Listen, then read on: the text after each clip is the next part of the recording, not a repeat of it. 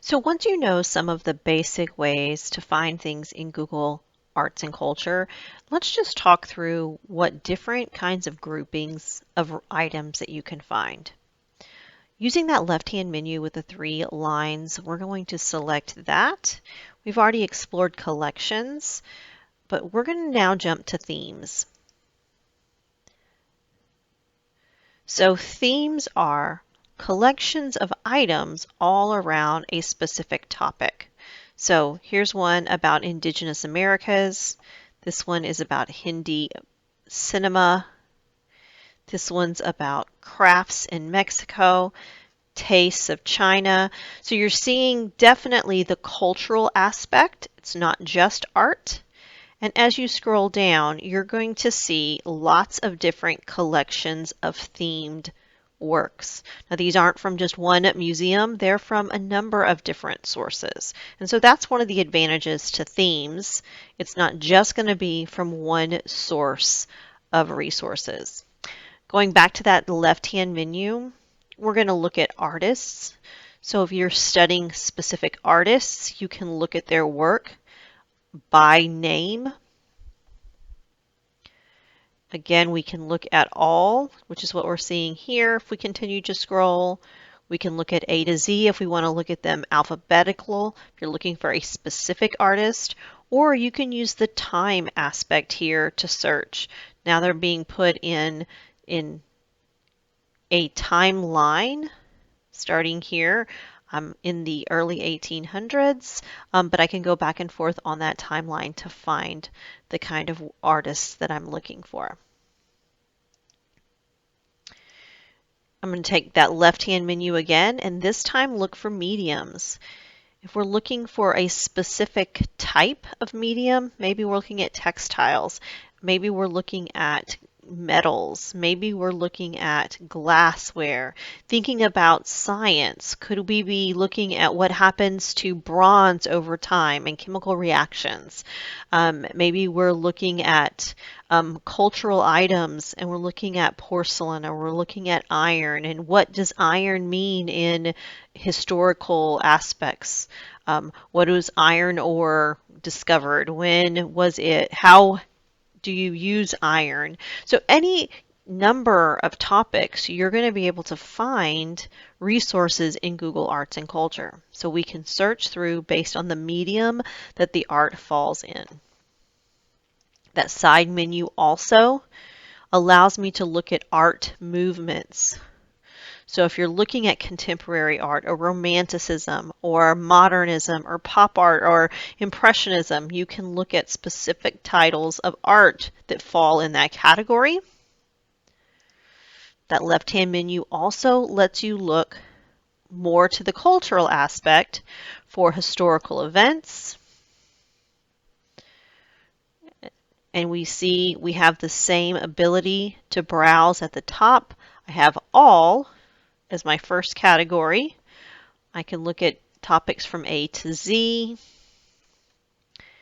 And then I can use a timeline to find what it is that I want.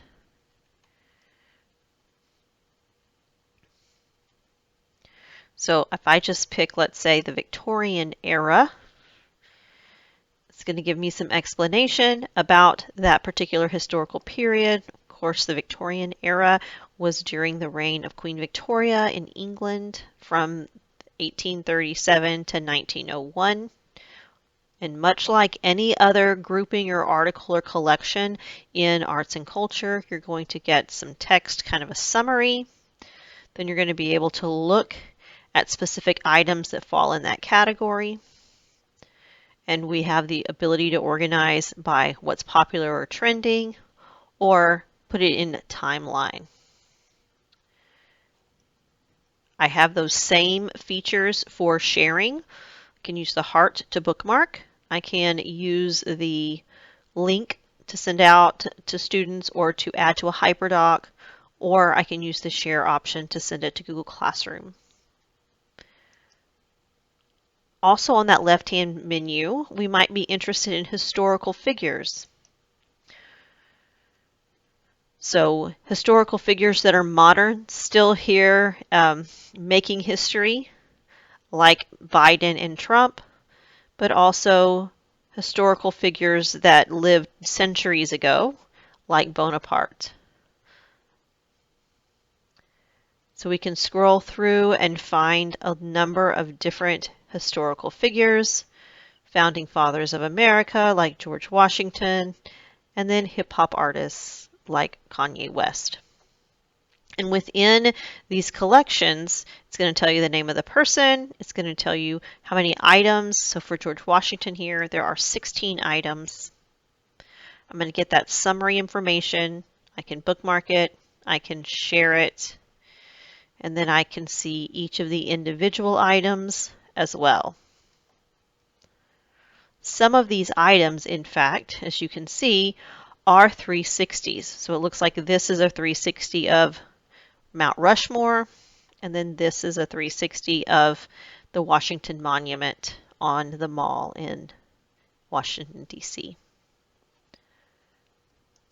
The last big category is places. So these are easily organized by countries in the world, or regions.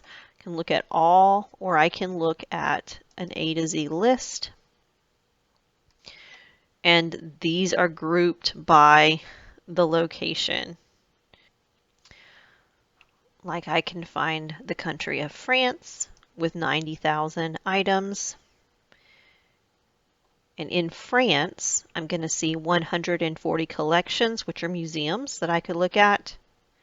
12 stories, which are, those online exhibits. And then individual items that you can look at as well. So the amount of information under any of these categories is simply going to be based on how many items are available in Google Arts and Culture. Each of these groupings, whether it's collections, as in a museum, whether it's themes, whether it's artists, whether it's historical events, those are only curations of the same content. They put it in different buckets based on the label or the category that they're putting it in. Now, remember we've talked a little bit about how you can bookmark items.